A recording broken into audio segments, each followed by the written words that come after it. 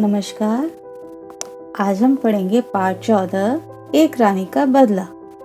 यह ऐतिहासिक एकांकी है, यानी इतिहास से संबंधित ऐसी कहानी जिसको एक ही दृश्य में प्रस्तुत किया गया है, इसे एकांकी कहते हैं। प्रस्तुत एकांकी में हिंसा से अहिंसा, क्रूरता से दया की ओर जाने वाली ऐतिहासिक प्रसंग का उल्लेख किया गया है। इस पाठ में लेखक ने भारतीय वीरांगना द्वारा बदले की आग में हिंसा के मार्ग पर न चलकर अहिंसा के मार्ग को अपनाकर वास्तविक विजयी होने का सुंदर वर्णन किया है। वर्तमान जगत हिंसा के मार्ग पर बदले की भावना से दौड़ रहा है। आज के ऐसे वातावरण या परिवेश में बदले की आग को बुझाने की आवश्यकता है, यानी हिंसा का जो बदला है वह अहिंसा से देकर। तो यहाँ अहिंसा से हिंसा को समाप्त करने की आवश्यकता है। तो यहाँ हमारा उद्देश्य तभी पूर्ण होगा जब यह हम अपने जीवन में चरितार्थ करेंगे। तो यहाँ पात्र परिचय दिया गया है कि धनुर्जय बंकी का राजा, शुकदेई बंकी की रानी और खुर्दा का राजा, जो कि यहाँ इस कहानी के मुख्य पात्र के रूप में है। तो यहाँ हम पढ़ेंगे कि पुराने जमाने में उड़ीसा यानी ओडिशा छोटे छोटे स्वतंत्र राज्यों में बटा हुआ था। बंकी और खुर्दा राज्यों की सीमा मिली हुई थी। सीमा संबंधी झगड़े कभी कभी लड़ाई का रूप धारण कर लेते थे। बंकी के राजा धनुर्जय बहुत ही वीर योद्धा थे। उन्होंने बहुत से युद्ध लड़े और जीते। उनकी ख्याति यानी प्रसिद्धि चारों ओर फैली हुई थी। उनकी रानी शुकदेई भी किसी तरह से कम न थी। वे भी एक बहादुर योद्धा थी। घुड़सवारी में तो वे माहिर थी। यहाँ देखिए, ये रानी है। एक बार खुर्दा की सेना जबरदस्ती बंकी की सीमा के पास बसे कुछ गांवों में घुस आई। इसकी सूचना मिलते ही धनुर्जय पूरे जोश के साथ अपनी सेना तैयार कर शत्रु का सामना करने के लिए निकल पड़े। घमासान युद्ध हुआ। दिन भर लड़ाई चली। बंकी के बहुत से सैनिक मारे गए। धनुर्जय डटकर शत्रु का सामना करते रहे, लेकिन अंत में वे शत्रु के हाथ पड़ गए और मारे गए। यह देखकर उनकी सेना हिम्मत हार गई और मैदान छोड़कर भाग गई। राजा की वीरगति की खबर सेनापति ने जल्दी ही रानी शुकदेई को दी। यह खबर सुनते ही रानी तड़पकर बोल उठी, शत्रु ने उन्हें घेर कर मार दिया, वरना राजा धनुर्जय जैसे वीर योद्धा को युद्ध में मार पाना किसी के बस की बात नहीं थी। महारानी की आंखों में आंसू की बजाय क्रोध के अंगारे बरसने लगे। अब अगला दृश्य यहाँ प्रस्तुत किया गया है जब रानी सिंहासन पर बैठी है। मंत्री महारानी को सलाह देते हुए बोले, महारानी, हमारे राजा तो वीर गति को प्राप्त हो गए हैं। अब बंकी को जीतने की कोई आशा नहीं रह गई। अब तो एक ही रास्ता बचा है, शत्रु से हार मानकर आत्मसमर्पण कर दें। मंत्री आग बबूला होकर बोली। यहाँ ये मुहावरा का प्रयोग किया गया है, इस बात को ध्यान दीजिएगा। अंगारे बरसने लगे, है ना, तो ये आग बबूला होना ये मुहावरे हैं। बोली, मैं सच्ची शत्राणी हूँ, शत्रु के आगे नहीं झुक सकती। ऐसा सोचना भी हमारे लिए शर्मनाक है। सेनापति बोले, महारानी जी, हम डरपोक नहीं है, लेकिन हमारा राज्य बहुत छोटा है और सेना तो और भी छोटी। राजा के न रहने से सेना का मनोबल टूट चुका है। खुर्दा की विशाल सेना से जीत पाना संभव नहीं है। राज्य का कुछ हिस्सा खुर्दा के राजा को देकर संधि कर लेने में ही समझदारी है। रानी क्रोध से उठ खड़ी हुई और चहलकदमी करती हुई सोचने लगी। महारानी बोली, सेनापति जी, हम अपनी जमीन का एक भी टुकड़ा उन्हें नहीं देंगे। अगर आपको लड़ाई से डर लगता है तो आप अपने घर जाकर छिप जाइए। उत्तेजित स्वर में और बोली, अगर कोई भी मेरे साथ युद्ध में चलने के लिए तैयार नहीं है, तब भी मैं अपने अधिकार के लिए युद्ध करूंगी। मैं एक औरत हूँ, लेकिन कमजोर नहीं। मैं अकेले ये लड़ाई लड़ूंगी। सेनापति सिर झुकाकर और हाथ जोड़कर बोले, क्षमा करें महारानी, हम सब आपके साथ हैं। महारानी बोली, केवल वे मेरे साथ चलें जिन्हें मृत्यु से डर न लगता हो। केवल वे लोग शस्त्र उठाएं जिन्हें अपने देश की स्वतंत्रता अपने प्राणों से अधिक प्यारी हो। केवल वे योद्धा चलें जिन्हें अपने देश के लिए मर मिटने के लिए सोचना न पड़े। मंत्री और सेनापति भी जोश से भर गए, क्योंकि जिसकी रानी इतने जोश से भरी हुई हो तो क्या होगा, वे भी देशभक्ति के लिए तैयार रहते हैं। सेनापति बोले, प्रत्येक सिपाही अपने देश के लिए आखिरी सांस तक लड़ेगा। महारानी बोली, परसों सूर्य की पहली किरण फूटने से पहले हमें कुर्दा पर चढ़ाई कर देनी चाहिए। शत्रु को सचेत होने का समय नहीं देना चाहिए। सेनापति जी, जल्दी से कूच करने की तैयारी कीजिए। जो आज्ञा महारानी जी, सेनापति बोलकर चल दिए। अब यहाँ पे कूच करने से पहले रानी ने सेना का निरीक्षण किया। महारानी ललकारते हुए बोलने लगी, बंकी के वीर सिपाहियों, आपके वीर राजा ने मातृभूमि की रक्षा के लिए अपने प्राणों की आहुति दे दी।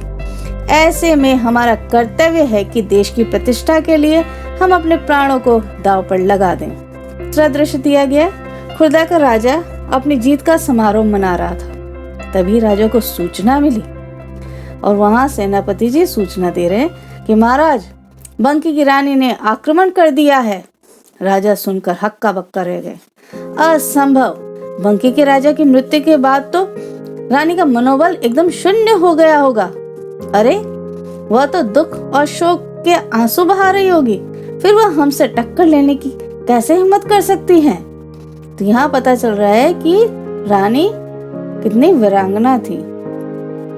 सेनापति सिर झुकाकर बोले, महाराज, लेकिन यह सच है कि रानी शुकदेई ने आक्रमण कर दिया है।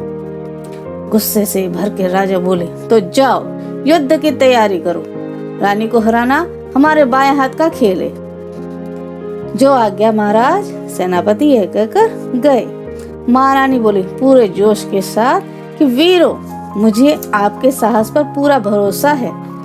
चलो वीरों, आगे बढ़ो, शत्रु के छक्के छुड़ा दो। अब रानी की जय के नारे गूंजने लगे और सिपाही उत्साह से रणभेरी बजाते हुए युद्ध के लिए आगे बढ़ने लगे। घमासान युद्ध शुरू हो गया। रानी शुकदेई और उनकी सेना के हौसले बुलंद थे। रानी बहुत साहस और चतुराई से लड़ रही थी। उन्हें देखकर सिपाही भी जोश से लड़ रहे थे। रानी की तलवार हवा में बिजली की तरह चमक रही थी।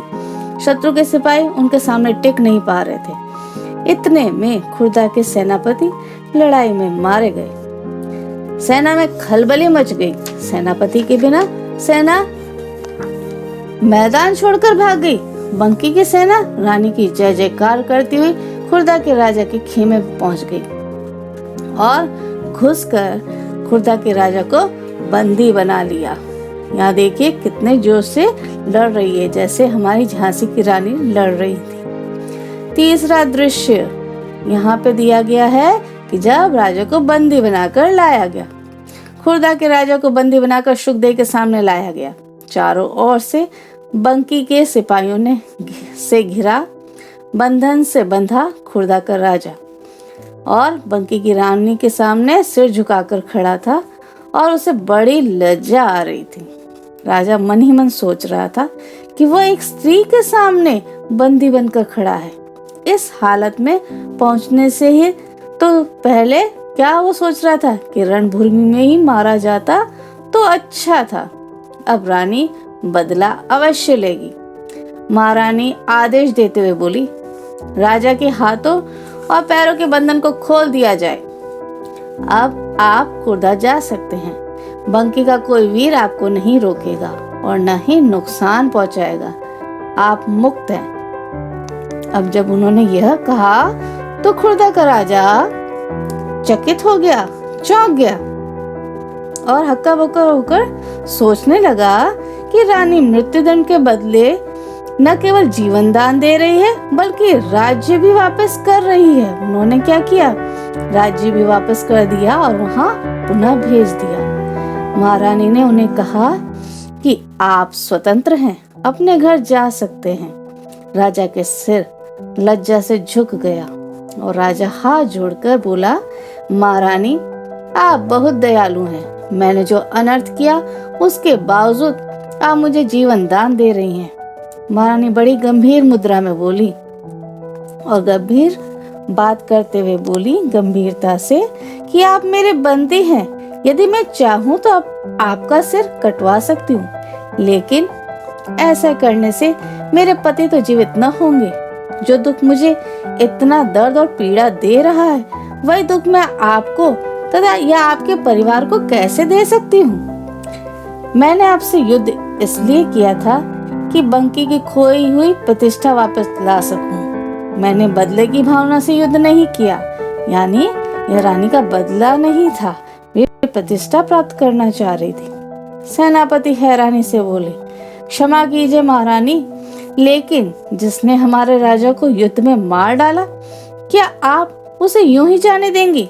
महारानी बोली, जो दुख मेरे लिए असहनीय है, वह दुख और दर्द किसी दूसरे को देखकर मुझे सुख की अनुभूति कैसे हो सकती है?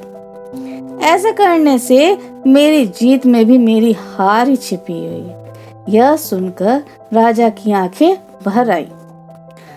राजा बोले, महारानी जी, आप महान हैं। आज आपने दोहरी विजय पाई है। आप न केवल युद्ध के मैदान में जीती हैं, बल्कि आपने मेरा और सारे खुर्द निवासी का दिल भी जीत लिया है। मैं हमेशा के लिए आपका ऋणी हो गया। श्रद्धा के रूप में पूरा कुसापल आपको देता हूँ और प्रण करता हूँ कि खुर्दा की एक भी तलवार बंकी के विरुद्ध नहीं उठेगी। रानी सुखदेवी की सहृदयता की प्रशंसा करता हुआ राजा खुर्द वापस चला गया। खुर्दा जाकर रानी के सम्मान में कुसापल में एक स्तंभ का निर्माण हुआ।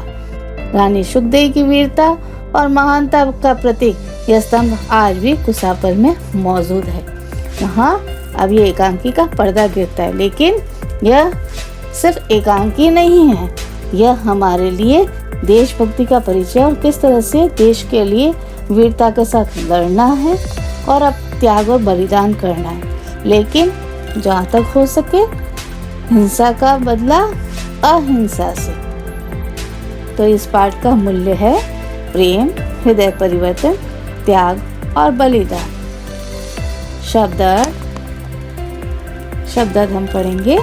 योद्धा, रणकुशल यानी युद्ध करने वाला, विरुद्ध, खिलाफ, आहुति, बलिदान, लज्जा, शर्म, अनर्थ, अर्थहीन, निर्माण, बनाना जैसे भवन निर्माण करते हैं, कौशल, कुशल होने की अवस्था या समर्थता, चहलकदमी, धीरे धीरे चलने की क्रिया, संतुष्ट, संतोष किया गया, निरीक्षण, देखरेख करना, आक्रमण, हमला करना, स्वतंत्र, आजाद, प्रतिष्ठा, मान मर्यादा या इज्जत, वीर गति, युद्ध भूमि में प्राण देना, आत्मसमर्पण, अपने आप को सौंप देना। तो यह पाठ बड़े ध्यान से पढ़िए और इसी तरह से आप अपने जीवन में भी इन गुणों को उतारिए। धन्यवाद।